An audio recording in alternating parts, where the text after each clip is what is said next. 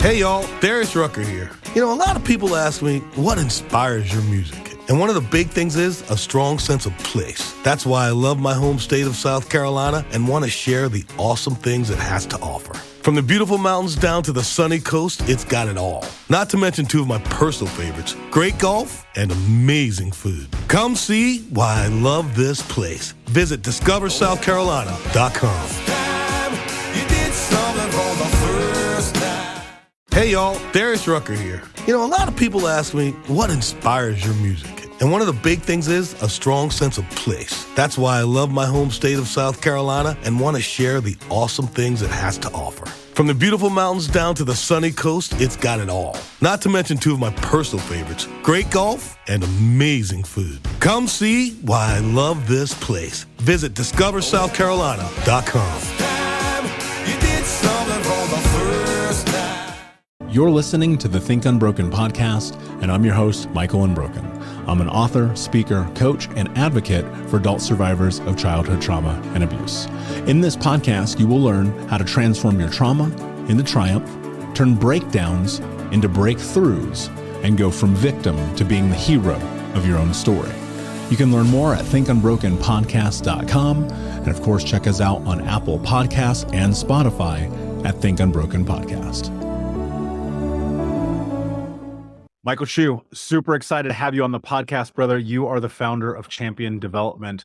Your story and your journey is phenomenal. I mean, when I think about guys like you, and we're going to get deep into your conversation and your journey, dude, you have just really hit rock bottom so many times and yet figured out a way to keep going. Yeah. I'm inspired by that, first and foremost, just as somebody who's constantly on this journey.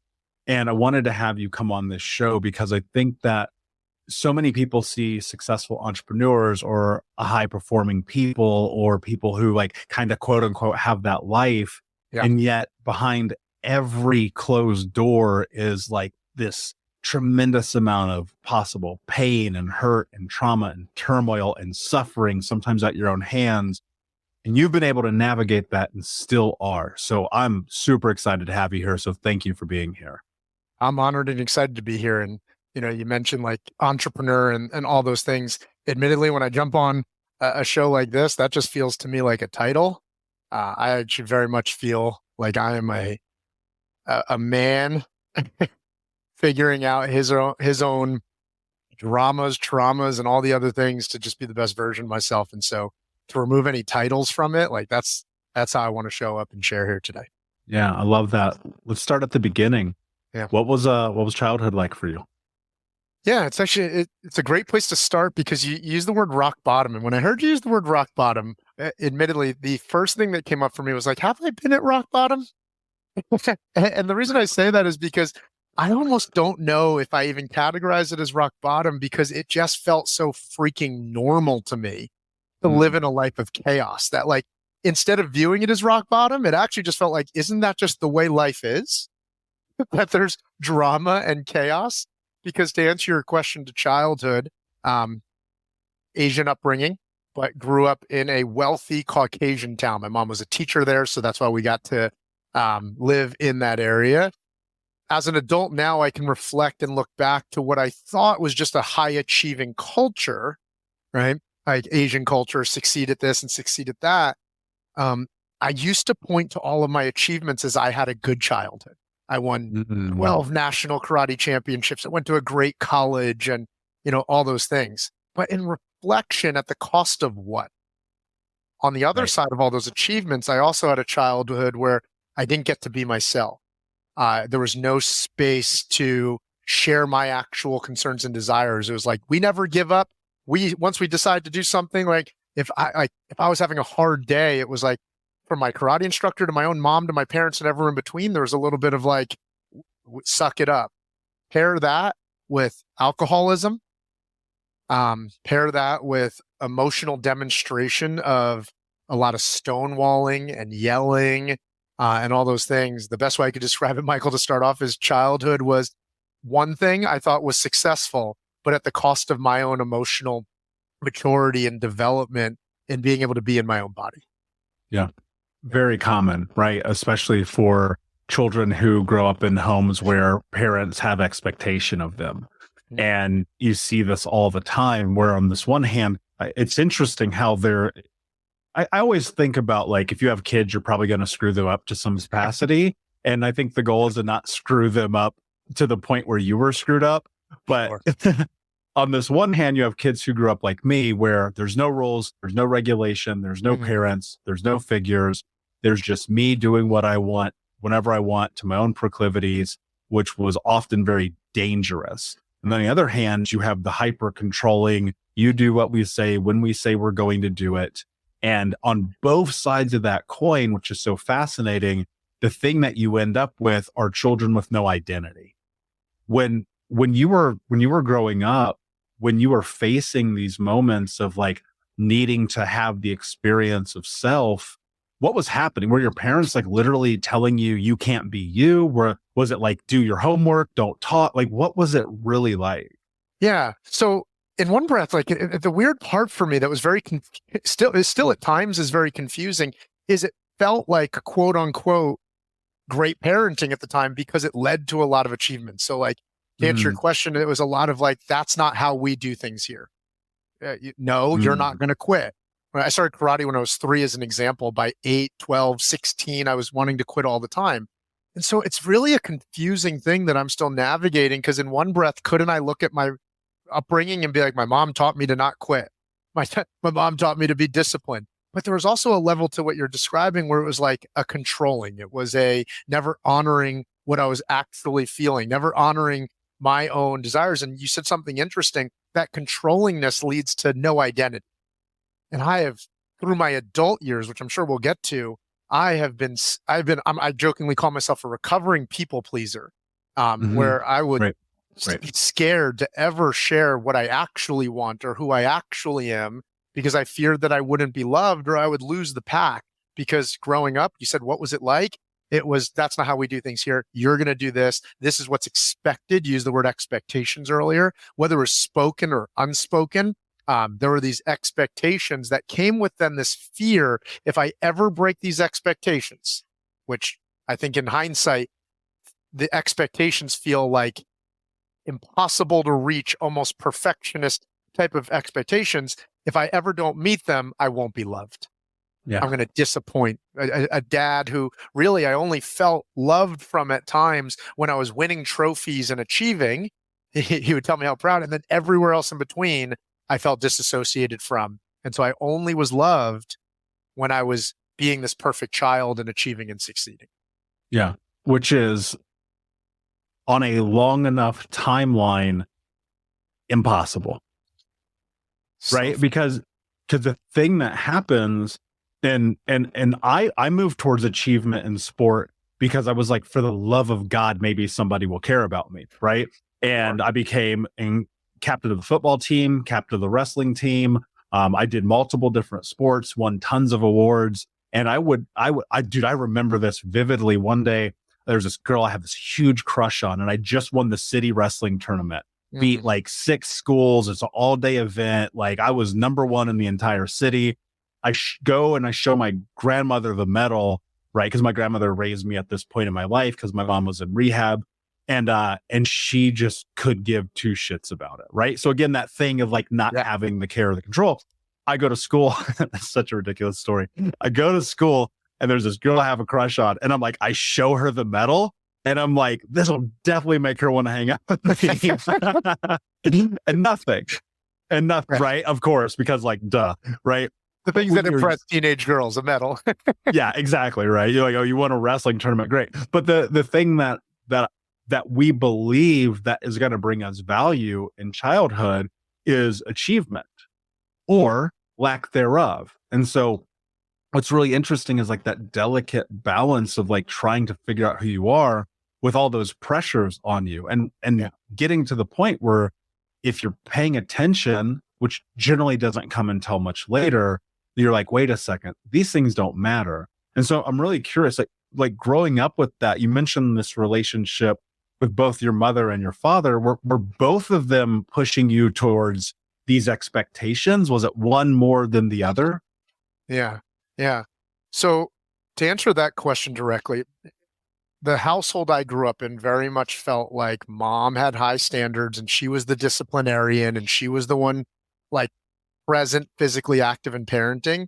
And my dad, I think I had an interesting strain or daddy issues because he was physically there, but it felt like he was never mentally or emotionally there. Either A, because of alcoholism. So like one moment he feels like he's mentally there, and the other time, all of a sudden one other beer takes him to a buzz or takes him to drunk, and now he doesn't feel like he's mentally there. But then on top of that, emotionally, and my dad passed 2 years ago, so God bless him, but emotionally, he just did not have the emotional tools or the emotional capacity to really be in the room. So it was my mom setting the high standards and expectations, doing what she believed was her absolute best. And then it was my dad that was kind of like, I was craving his love because he was so mentally and emotionally not there, that I was taking what my mom said would equal love. And I was hyper trying to create that, because if I achieved all these things, finally my dad would see me, my dad would approve of me, my dad would love me. So that was kind of the dynamic there. Yeah. Which again, impossible expectations, right? What comes to mind here, my mother was an alcoholic, and so was my grandmother, and so was my stepdad, and so was every person in my ether. My uncle was, my aunt was, my cousins were. I got drunk for the first time when I was 13 years old, right? Alcohol is just this thing that I watched take and take and take.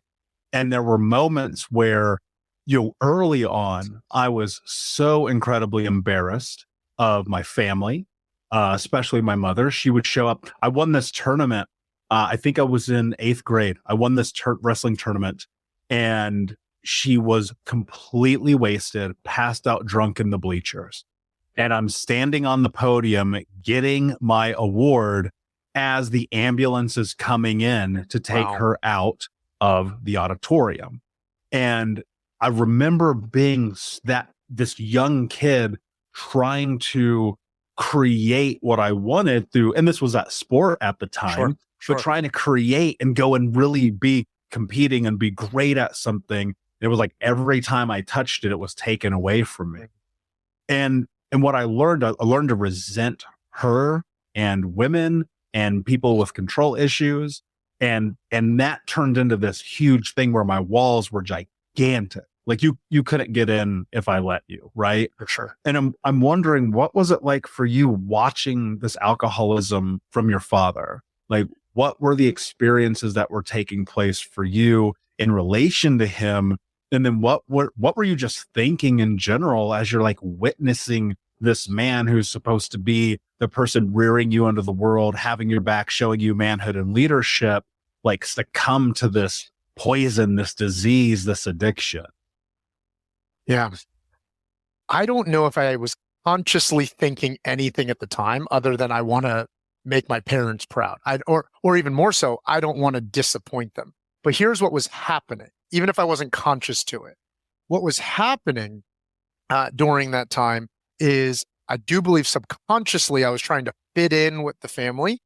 And I think I was modeling two very unhealthy behaviors. I started getting drunk for the first time with older cousins as early as 12 years old, and basically binge drank for the next 12 to 22, 32, next two and a half decades after that. And you were mentioning earlier how these expectations can be impossible expectations to meet. I think the way I dealt with the fact that those expectations were actually impossible to meet, I dealt with those unrealistic expectations by disassociating, disappearing into my own world. And one of the ways of doing that was through blacking out, and like alcohol was the excuse of why I can act like a fuckhead, right? Why I can be destructive, right? Why I can be outside of my own morals and values. But then you pair that, number two, with the fact that Asian culture naturally has a little bit of like the man is the superior and the woman's inferior, but then I'm not getting that masculine love and validation. I'm just getting clear recently, Michael, that I think what started to develop at that age is that I started to see women as this conquest to validate that I was loved, and never really owned a mature masculine identity because I didn't see that from my own dad. So to hopefully like earn his love, I tried to be on a conquest to sleep with a lot of women, but at the cost of my own integrity, where it started to lead to cheating, affairs, like all these things. So to answer your question about like what started to develop as I'm not receiving my dad's love, is I think a really sick drinking habit. And then B, a poor relationship to actual intimacy and connection and respect for women. Yeah. Well, you know, what's interesting, Michael, is I can look at that and I go, yeah, I could have saw that coming. You know what I mean? Oh, for sure. Now I get it. At 12 years old, I was like, please, daddy, love me.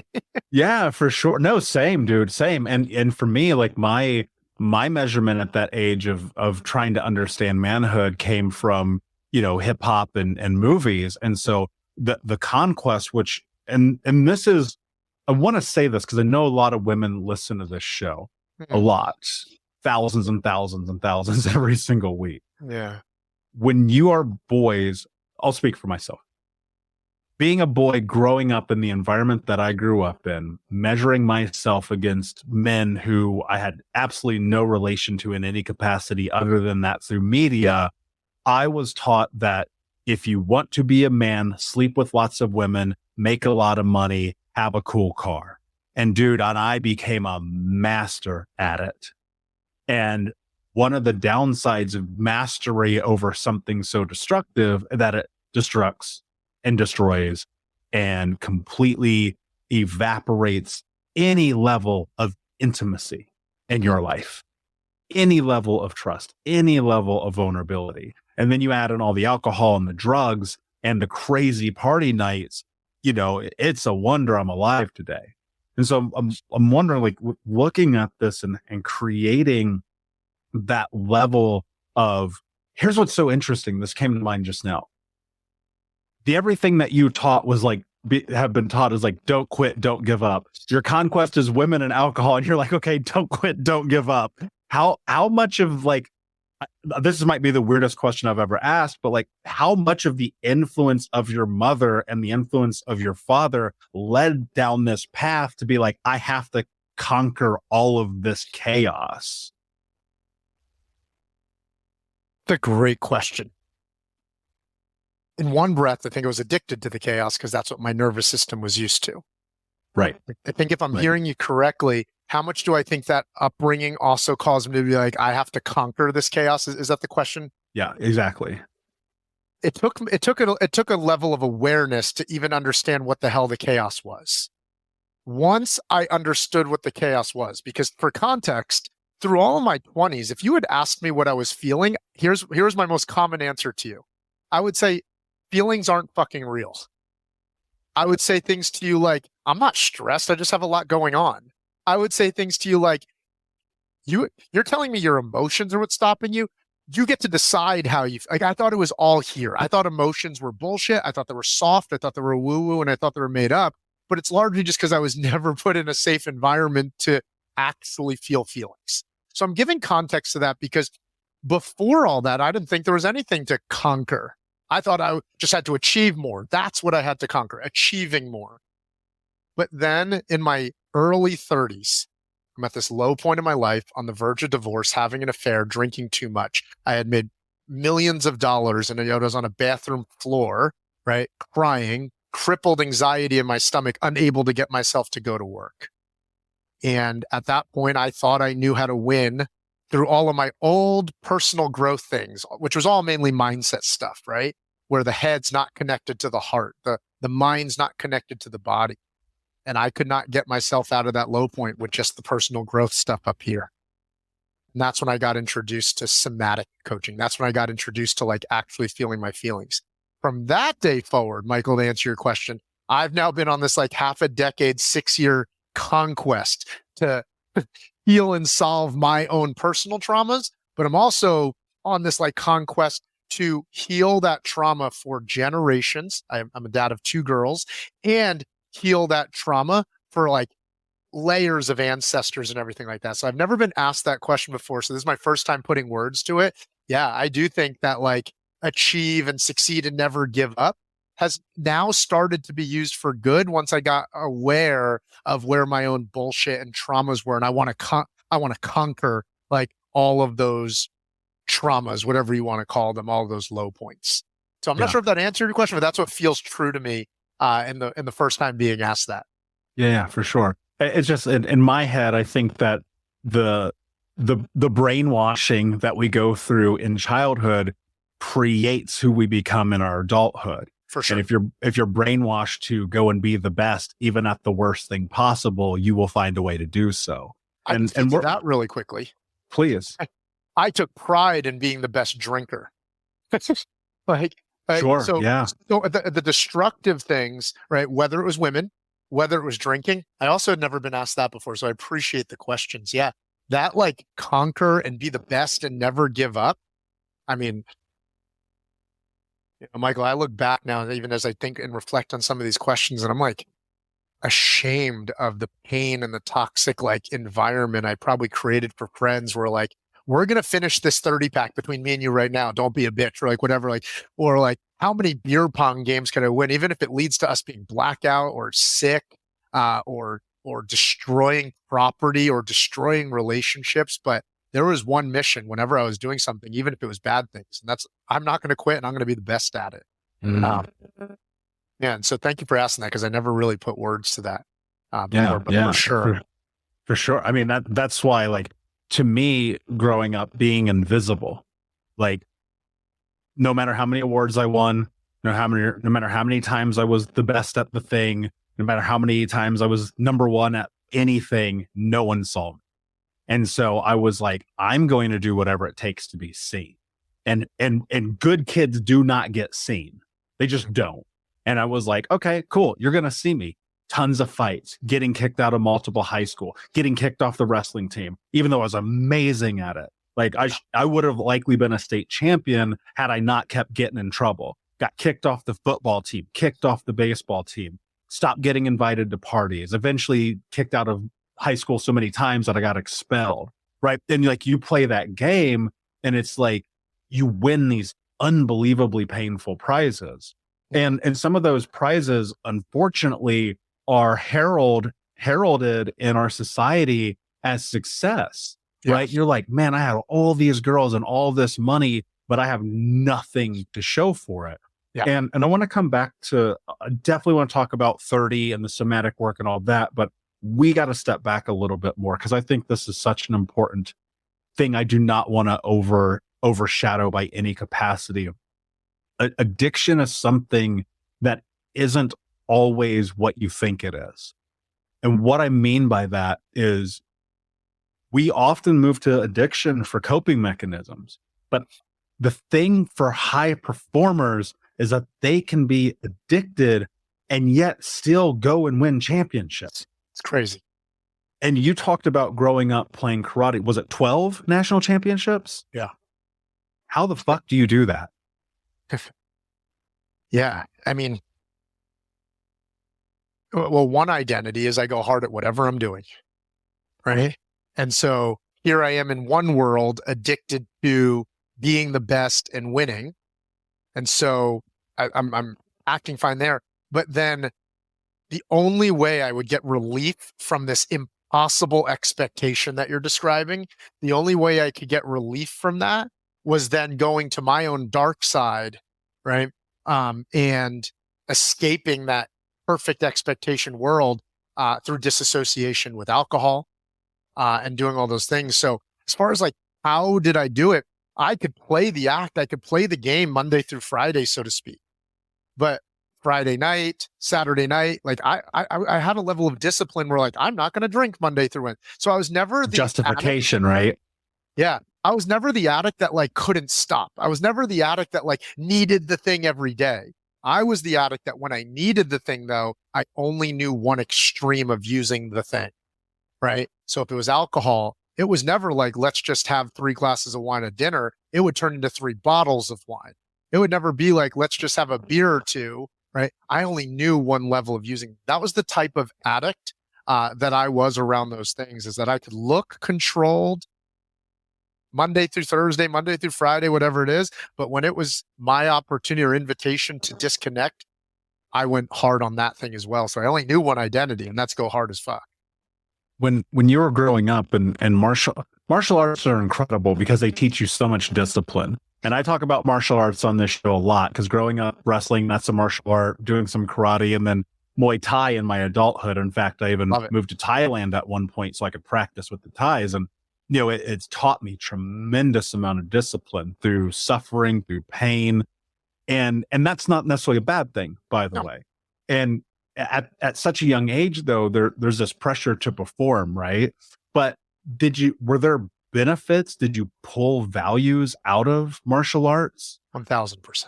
I will never, it's not hard for me to have these conversations. It's hard for me to talk about it like it's only negative because my parents, my upbringing, martial arts, they gave me a lot of great tools that are foundational for success, right? External success. I learned to be disciplined. I learned to be committed. I learned to not quit. I learned to focus on getting a little bit better all the time. I learned to focus on competing with yourself before you compete with others.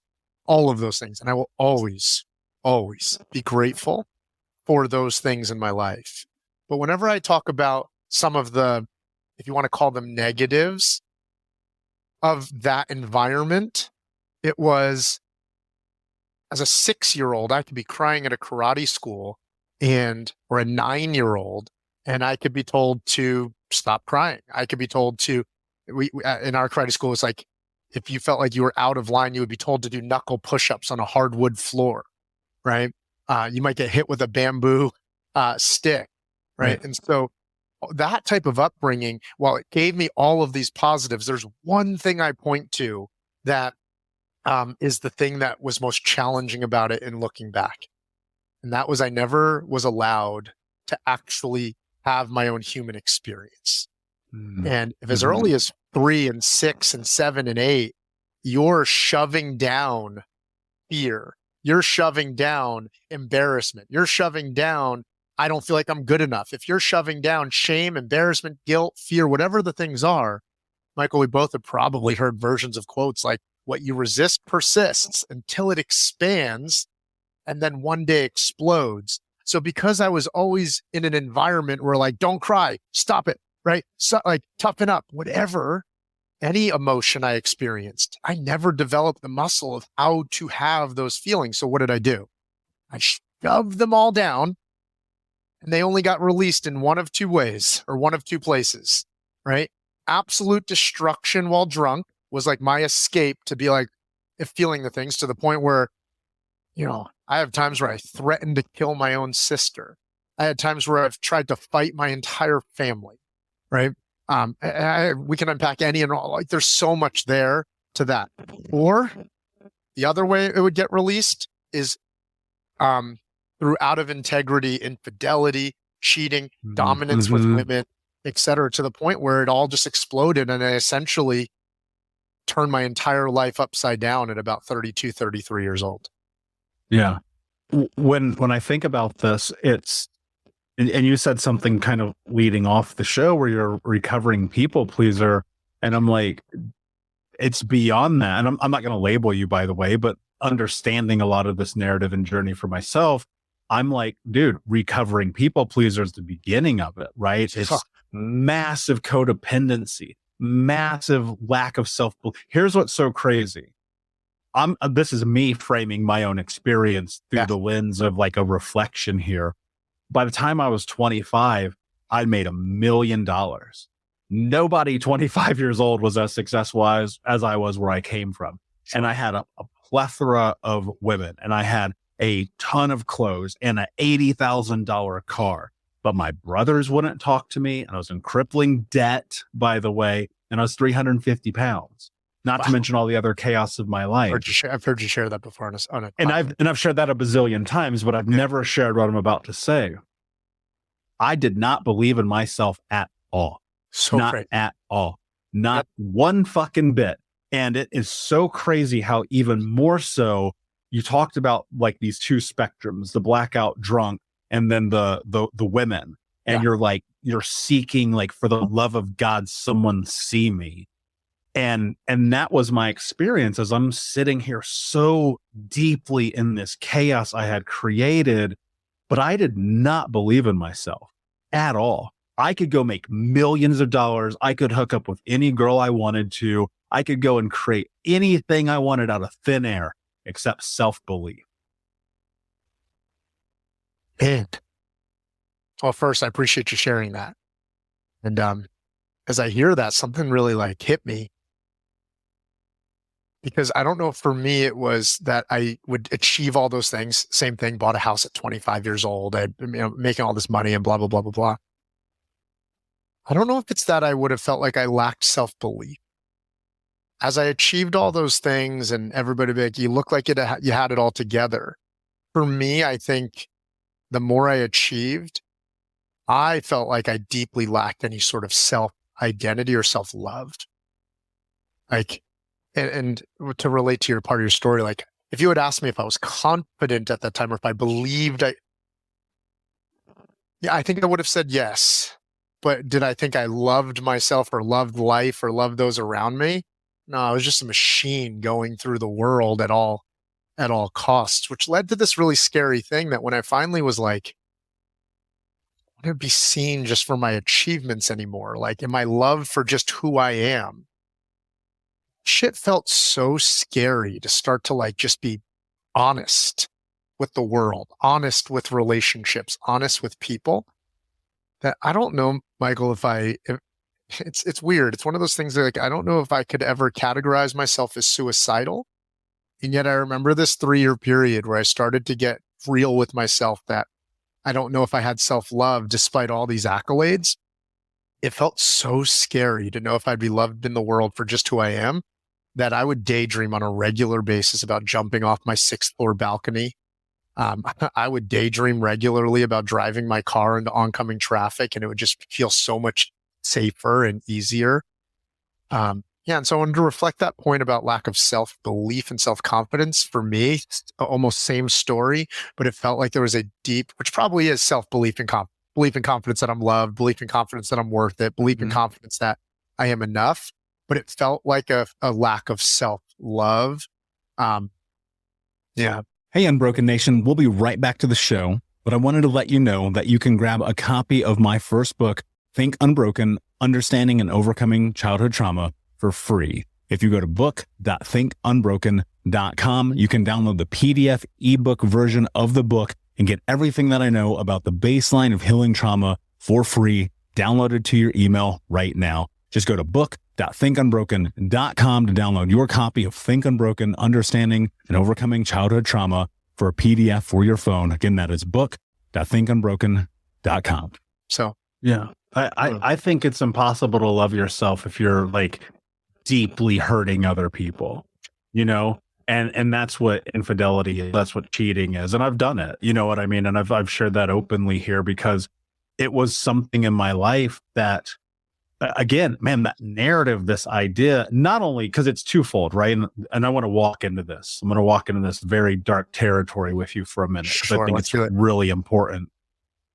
There's this really interesting juxtaposition of this ideal that as men, we show our power, our dominance, our ability to conquer by having, drones of women. Money and women. Yep. And at the other side of it, completely lacking any and all intimacy, and yet continually chasing it by trying to fill it with more women. And it is one of those things that becomes this Ouroboros. It is a self-eating, self-maintaining system where it's like, I feel less about myself, I need more. I feel less about myself, I need more.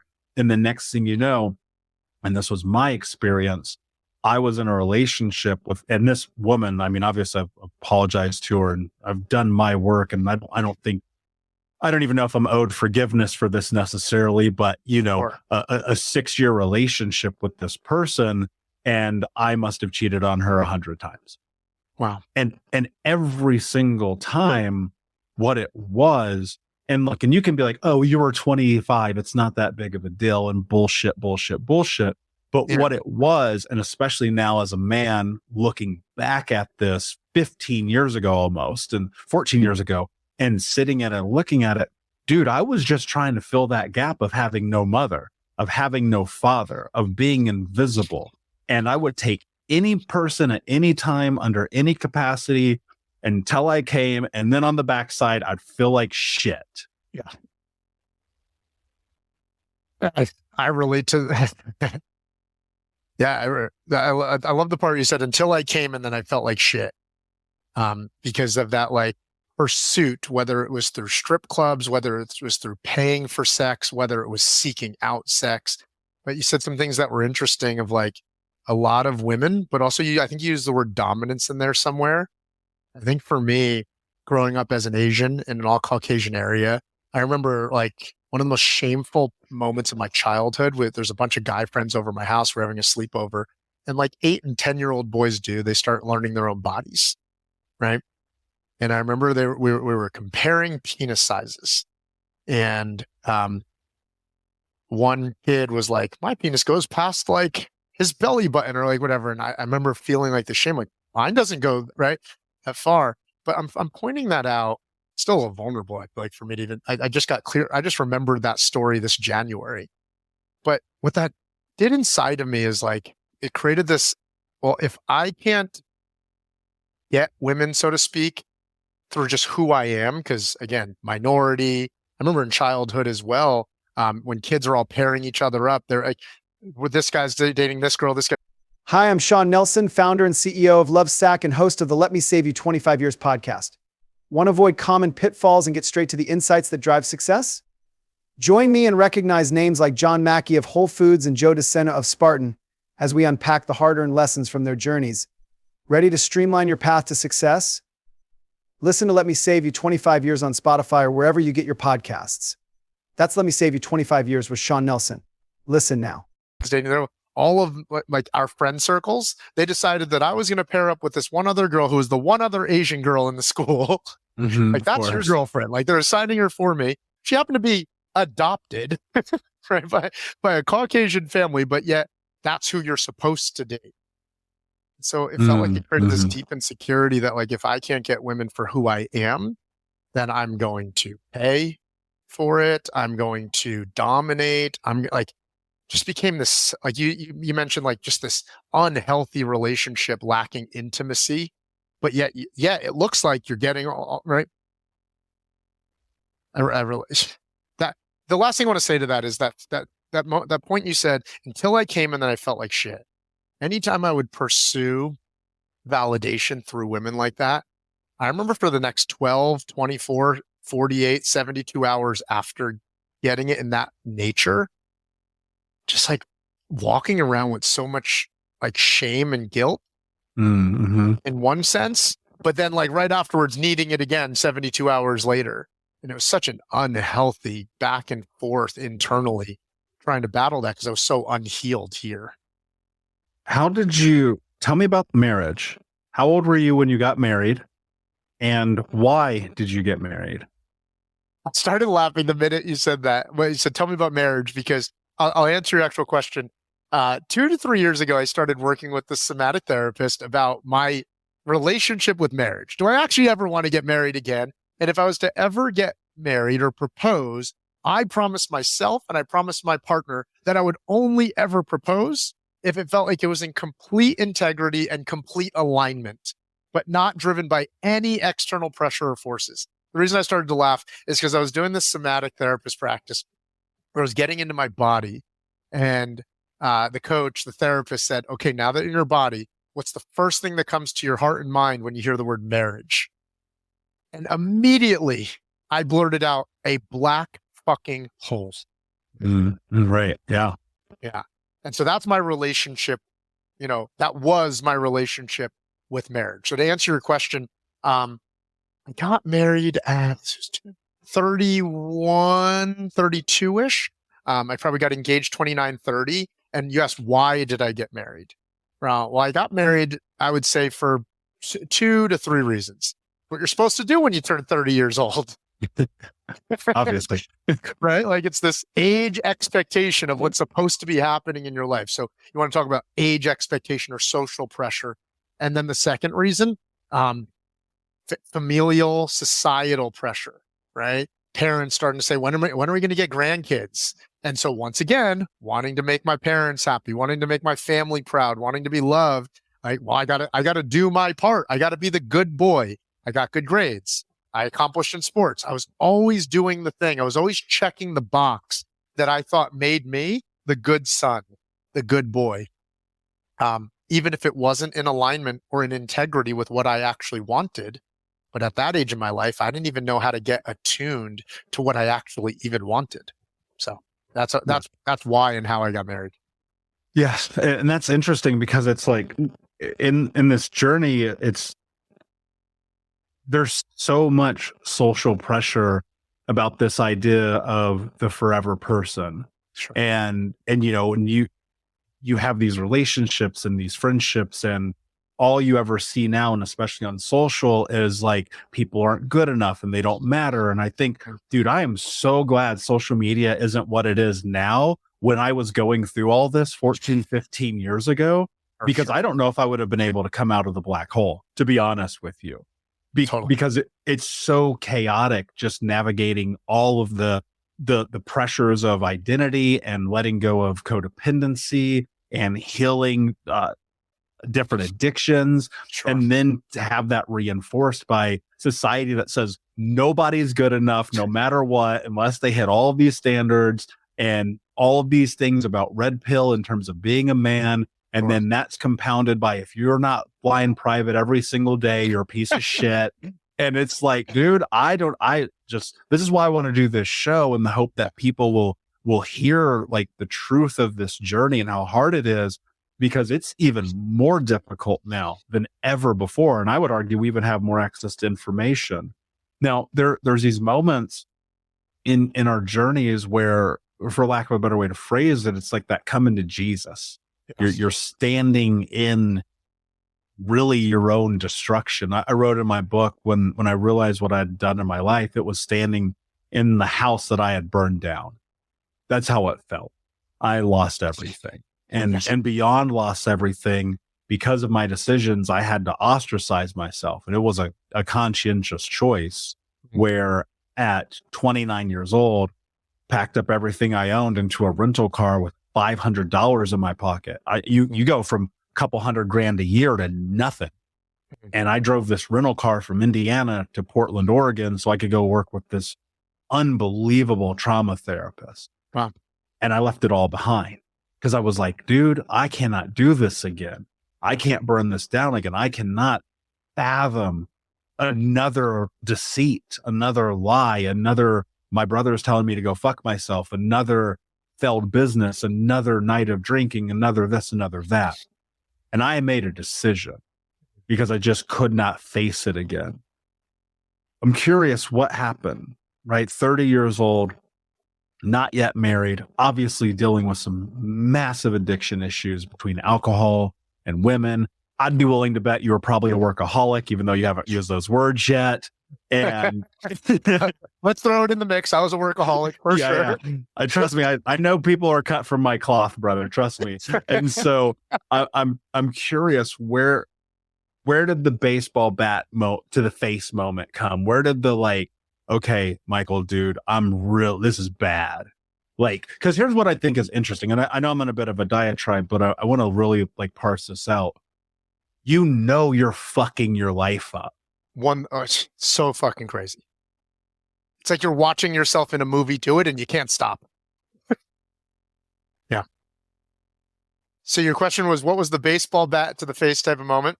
Yeah. Where's the moment where you're like, I know I'm fucking this up and I just can't do it anymore? So I walked down the aisle. You asked, like, to bring it back to that with marriage. And I remember, now that I like know what it feels like to be in my own body, I'm able to look back at that day. And I remember feeling like I was walking down the aisle like an actor in a movie. Like I was just playing a role. Right. And so I'm bringing it back to that point because I think the baseball bat to the head moment kind of builds from there. So here I am walking down the aisle to be the perfect son, to continue looking like the perfect human with the 7-figure business or the great relationship and checking all the boxes at the certain ages that you're supposed to. almost living like a double life. In one breath, I look like this to everybody else, knowing that I'm over here doing these other things here, drinking, etc. And so here this marriage happens, and I'm now knee deep in an affair. And the baseball bat to the face moment was kind of a compilation of a couple things. In one breath, I'm trying to figure out, because the reason I use the word people pleaser is like I was terrified of giving people my truth if it meant losing love, right? Like the abandonment of love felt like death to me in my nervous system at that time. So I'd rather manipulate, lie, omit the truth, and all those things. And so here I am trying to figure out how to get out of this marriage to be in this other relationship. Fuck. But terrified to tell the truth, right? Mm. And how long had you been married at that point? The affair was happening before the marriage even happened. Yeah. Right. And so this is the first time I've ever shared this next piece before, ever. And obviously what comes after marriage in the stereotypical like timeline, well, now you're supposed to start having kids. And I'm trying to figure out how to get out of this marriage without feeling like I'm going to die. Like my whole family's going to be ashamed of me. I'm going to lose love. My whole friend circle. Should mention I grew up in a hometown of like 3,000 people. So everybody knows everybody's shit, right? So this like fear of like losing everything. And I felt like I had evidence around me that family members, friends, cousins, etc. Sometimes when they tried to have kids, it didn't happen right away, right? It sometimes took months. Sometimes there was infertility issues and all those types of things. So in my head, I'm like, okay, I can keep playing this act of trying to get pregnant now while I figure out the courage to get out of this thing. And we conceive on the very first attempt. So now, Michael, I'm in a marriage, having a child, while completely out of integrity, alignment, and just not there at all. And so here I am lying to two people. I'm lying about an affair, and the affair, I'm lying about what I have going on at home. And the baseball bat to the face moment was I come back from a trip to Japan in this relationship, in this affair. And somehow, some way, something had happened during the trip where she now realizes that I'm married with a kid back home. Mm. And so she confronts me. I'm scared to tell my wife, like the marriage I was in. And that was the baseball bat to the face moment.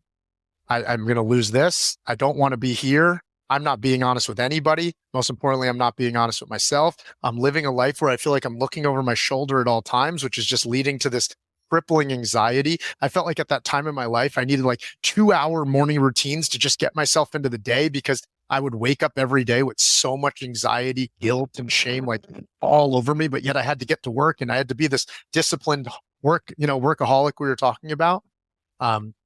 And that was the baseball bat to the face moment, is I'm going to lose both of them. And I then tell my parents that I'm getting a divorce. I say, can I come live with you for just a couple days till I figure out my path? My dad says yes. I sleep there for the first night, and I wake up and I can tell in the feeling of the entire house, which is what my whole childhood was like. When my dad's mad about something, the whole family has to deal with it. You can feel it in the household. So I'm like, what the hell's going on? My dad is so ashamed that his perfect oldest son is getting divorced that he can't live with it. So he starts getting into a fight with my mom. He gets my mom to kick me out of the house. So now I'm losing both worlds here. I don't have a safe space to go home, and I'm now in my car. I'm letting my ex and the kid live in the house that I owned. And I'm literally driving around in my car going, I should just kill myself. God doesn't love me. And how could God ever forgive me for any of this? How could I ever forgive me for any of this? And nobody loves me. So that was the baseball bat to the face moment that led to this journey of healing, looking myself in the mirror. Yeah, dude. I mean, talk about like, holy shit. And there are people who will hear this, and because this is the world we live in, it's people who will hear this and go, yeah, you got what you deserve. You're a fucking liar. Totally. Right? They'll judge, will tell me it is, I deserved it for sure. Totally. And I hear this and I go, this is a dude who's so fucked up that he is terrified of love, that even if he got the other chick, he would have fucked that up too.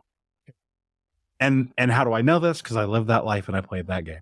Sure. And in playing that game, which is so crazy, is like there is something innately in you when you are dealing with alcoholic parents, narcissistic, bipolar, manic depressive, God knows what else we can label people. And I'm not labeling your people, but I'm just laying this out.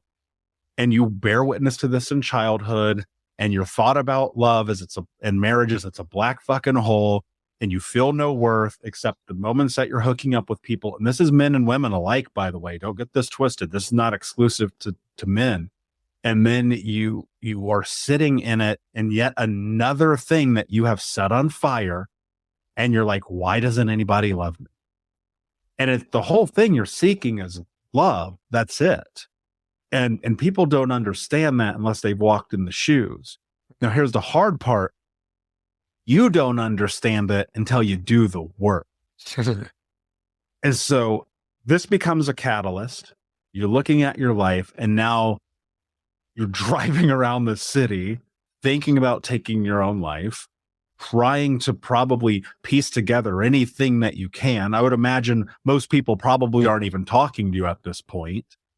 And so what's next, right? Yeah. Because I think this is, as much as it pains me to say this, and I've interviewed obviously hundreds and hundreds of people over the years. I've sat with Gabor Mate, Caroline Leaf, Meryl Bouquet. I mean, the list goes on. Tom Bilyeu, Anthony Trucks, David Meltzer, Amy Porterfield, Jenna Kutcher, everybody. I sat with hundreds of people. We all share one common belief. And this is the most uncomfortable belief about the human experience. You got to destroy everything. The pain of your life has to be so fucking unbearably bad that the only thing better is to make your life better. And so I'm wondering what's next. Yeah. Well, to your point earlier where you said if people listening were like, well, you got what you deserved. I just want to speak to that for a moment, and then kind of what happened from there. What I would say to that, and what I've learned, is that anytime I'm talking about trauma, and or every time, like Michael, you were labeling like growing up in a world of alcoholism, of course this is almost like what would happen. One thing I believe at this current state of my life is that, yes, talking about the trauma and naming it and explaining it, all of those explain the behaviors, they don't excuse the behaviors. Mm-hmm. Exactly. Yeah. So if someone's listening to this, like, you got what you deserve, me pointing to any of the alcoholism, this, that, and the other is not trying to excuse it at all. I've also heard quotes like, it might not be your fault. Those things did really happen to you through childhood. But to answer your question about what came next, it might not be your fault, but it is my responsibility. And that's what came next, is that I had to look, metaphorically, I had to look myself in the mirror. And you said it really well. You said, at this point, you're probably trying to piece everything together. And I'm trying to hold it all together. I'm trying to make sure nobody knows this is what's going on in my world, because then they'll never love me. They'll never like me. They would never want to work with me in business. And then I'm going to be alone. And then I would have created the true reality that I feared in my head. And that is nobody loves me. Right? So what came next is I was recommended to go see a somatic therapist. Now, first of all, I had no idea what the hell somatic even was. And my perception of therapy was, you were really fucked up. Something's really wrong with you. Right. And again, I grew up in a world of, I had to be the perfect kid for 30 years. Right. I did all of the things that you're supposed to on your checkbox. So my ego was like, there's no way I'm going to a somatic therapist. In my brain, I was like, how can fill in the blank? How can Tony Robbins help me with this? How can, like, the world of business, personal growth that I was used to, that's what I wanted to lean on. But nonetheless, I walked through the doors of the somatic therapist office, and it didn't happen overnight. But session after session after session, I was starting to be revealed to and trained on the ability to actually feel my own feelings. Mm. And get Which is in terrifying. when you've never done it before for 34 years and you've stacked everything from being 4 years old, told not to cry for the next 30 years. It felt terrifying. I would have rather death at times. And not only did it feel terrifying, I felt inadequate. Like, how do I do this? Like, I wanted to fix it all right here in my head. But going back to the early parts of my story, I'm the type of person that once I decide to do something, I become obsessed with it. I only know one speed. Mm-hmm. So instead of going to like one session a week or one session every other week or one session a month, I started going to like 2 to 3, sometimes 4 sessions a week. My therapist now, I still see her today. She jokes. She'd be like, after about a couple weeks of seeing me, I would be like, hey, Tess, I need to schedule an hour session. She would block off the rest of the day. Because I would pay per hour and on the clock, right? I only laugh because I did the same thing. Dude, when I moved to Oregon and I was doing EMDR on Mondays, CBT on Tuesdays, men's group on Wednesdays, AA or NA or SA on Thursdays and Saturdays. On Fridays, I was going to do Reiki or like body work or somatic work. Because I was like, if I can fuck up that, this is so crazy. I've never heard anybody as intense as I am on this, but I have the same thing. I was like, dude, you know what? If I can build a business and I can go hook up with all these people and I can have all this bullshit success over here, I can fix this. I can do this. I can do this. And A, it's expensive. B, it's time consuming. C, it's fucking incredibly difficult. But man, I relate to that. So to me, it's a very much a go big or go home mentality. And you know what you doing that, even though it's difficult, it destroys the bank account. It destroys your time. It destroys everything, but it gives you your life, man. I would do it all over again. Mm-hmm. Right. You said it perfectly. It gives you your entire life back. And if anyone's listening to that and like, what the hell does that even mean? When I say like, it gives you your life back, I can now say, I truly know what it feels like to experience peace in my heart. Doesn't mean I don't have hard moments. Doesn't mean I don't still have shit happen.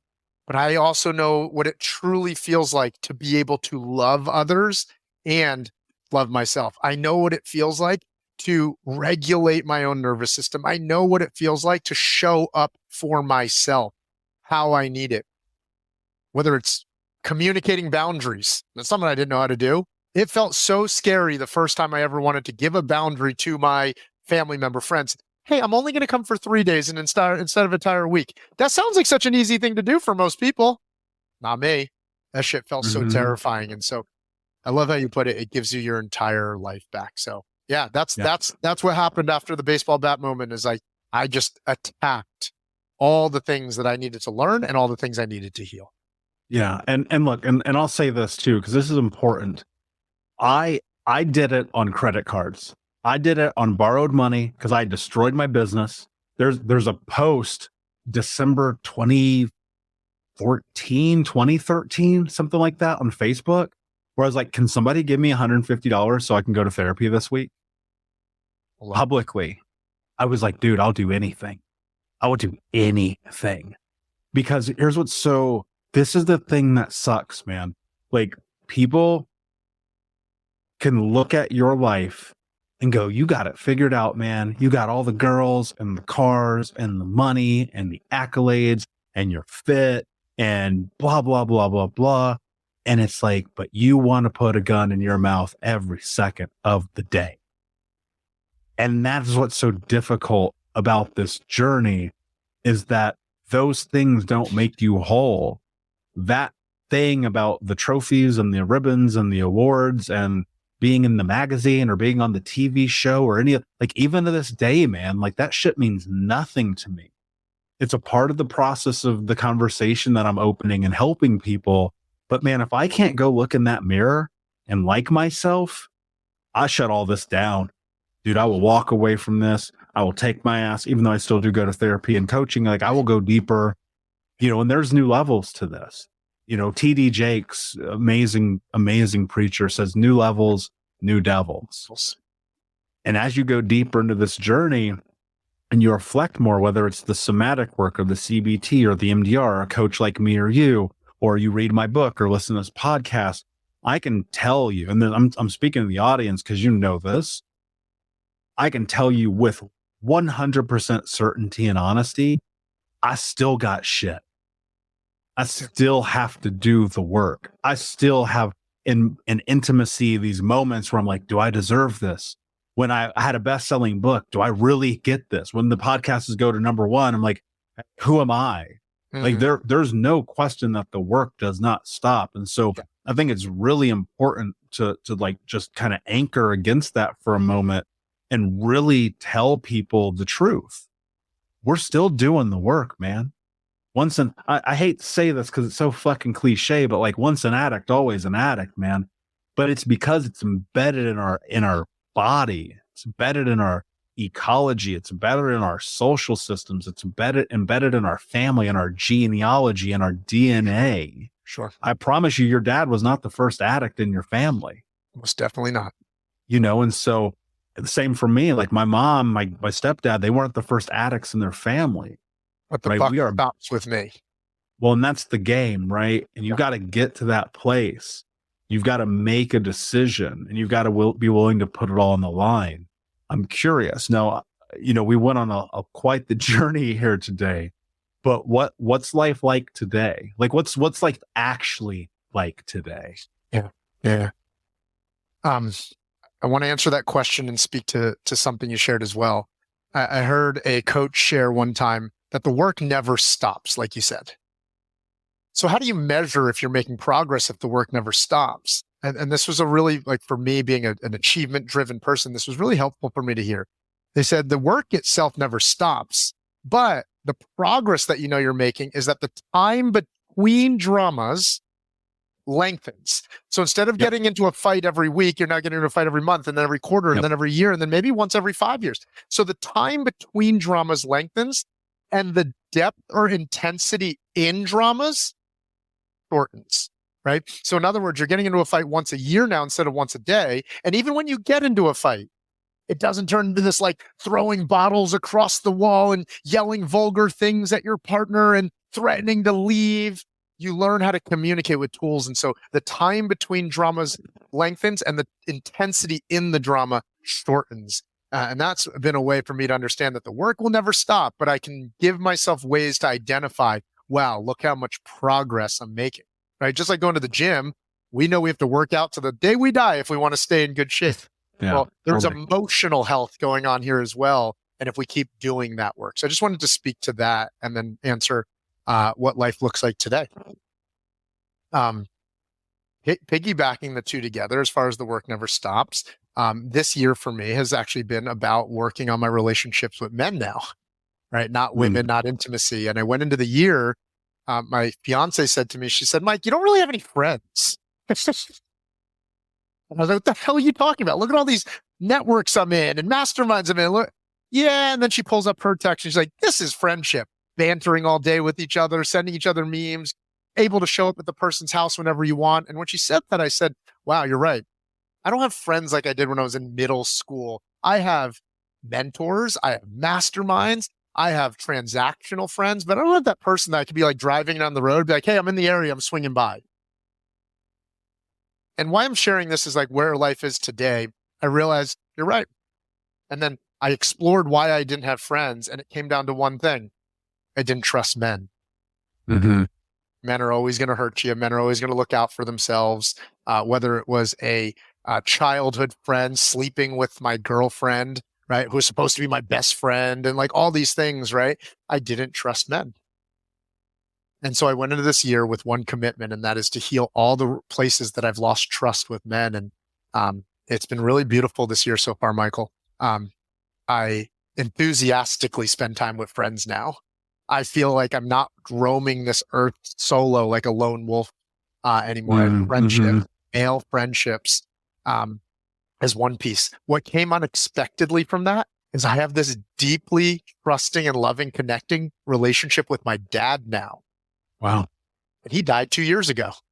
Because I started to trust, I started to learn to trust and see him as well. And the last thing that led to about like where life is at today is that I've gone to church most Sundays for 20 to 40 years. But by learning to heal my relationship with trusting men, I, for the first time in 40 years in Tulum, just 6 weeks ago almost, I completely experienced in my heart and my body for the first time what it felt like to trust, love, believe in, and surrender to God. And so those have been the relationships with men that I've been enveloping. I own the role of dad, right? Because I never wanted to be a dad because I thought I was going to fuck it up and, you know, do all the things like I saw with I'm absolutely in love with my 2 daughters. I'm absolutely in love with the role of dad. I'm working right now on fully owning the role of provider, mentally, financially, emotionally, in my current engagement, my relationship with my fiance.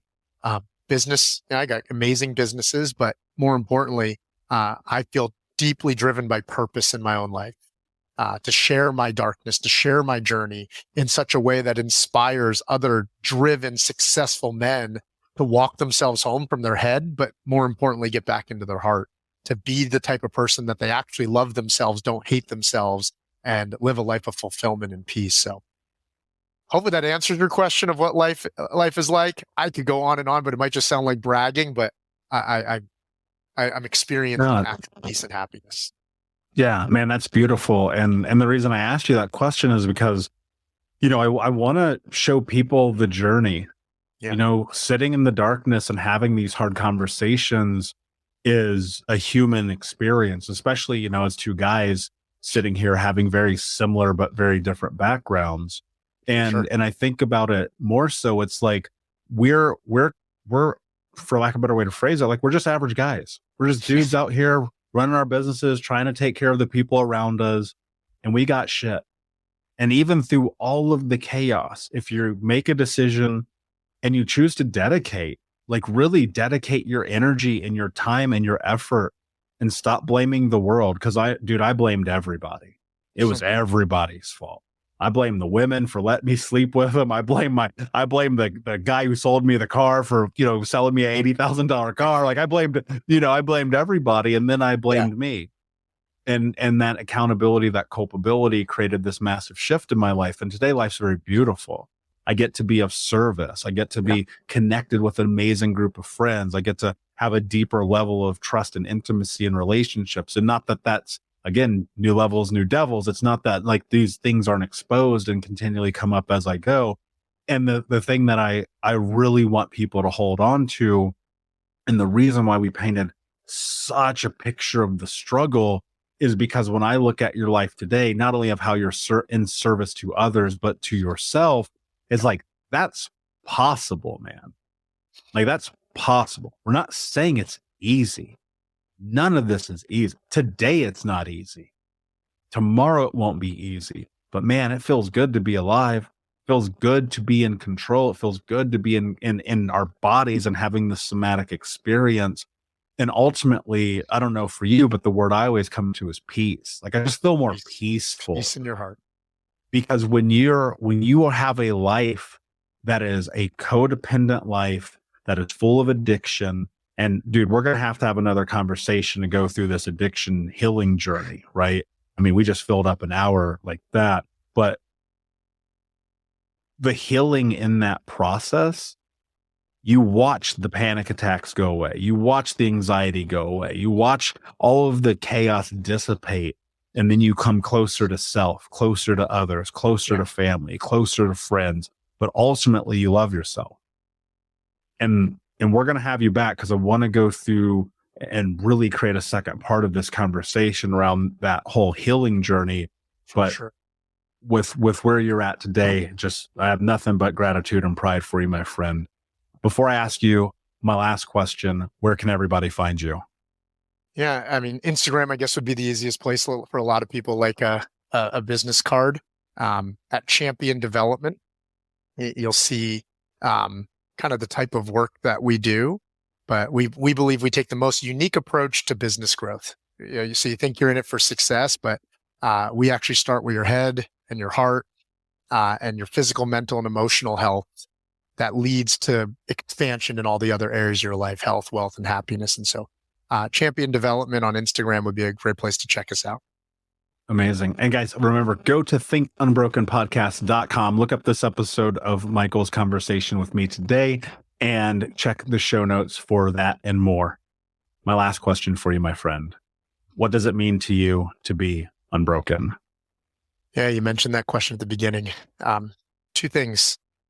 One, to be unbroken is to be on the continuous path to identify what I think the world calls today triggers and traumas. But triggers and traumas aren't bad things. They just reveal to us where we aren't free, where we aren't experiencing full peace. And those traumas and triggers are there to just wake us up, because if we're willing to heal them and willing to do the work, we get to be unbroken. And unbroken is finding beauty in all that trauma. I think on your shows, you've referenced kintsugi before, right? And the actual beauty and the art of taking brokenness and turning it into something beautiful. And so for me, unbroken is taking all the things that happened to you, not as excuses, just as explanations. They might have happened to you, but we're still responsible for creating the peace and the happiness and the love that we want to be and we want to give to the world. Love that. Thank you so much for being here, my friend. Unbroken Nation, thank you for listening. Please remember, especially today, if this hit home for you, share it with someone in your life, because you can help others transform their trauma to triumph, breakdowns to breakthroughs, and just like you, help them become the hero of their own story. And until next time, my friends, be unbroken. I'll see you. Thank you so much for listening to Think Unbroken. Please share this episode with someone who could use it and help us move forward in our mission of ending generational trauma in our lifetime. And if you would, please take 5 seconds to pop on iTunes or Spotify, hit that 5-star, leave a review, and you can also reach out to us on social at Michael Unbroken or at Think Unbroken. And of course, you can check out our YouTube channel at Think Unbroken. Thank you for being a part of Unbroken Nation, my friends. And until next time, be unbroken. We'll be right back to today's show, but before we do, I want to let you know that you can get a free copy of my first book, Think Unbroken, Understanding and Overcoming Childhood Trauma, when you leave a review for the podcast on Apple Podcast, either on desktop or on your phone. All you have to do is go to Apple Podcasts, look up Think Unbroken, click follow in the top right, and then go and leave a review at the bottom. And when you leave that review, screenshot it and send it over to book.thinkunbroken.com, where you can upload your contact and mailing information, and we will send you a free copy of this award-winning best-selling book, absolutely free, including shipping. Just go to book.thinkunbroken.com to upload your screenshot review from Apple Podcasts for the Think Unbroken podcast. And until next time, my friend, be unbroken. I'll see ya.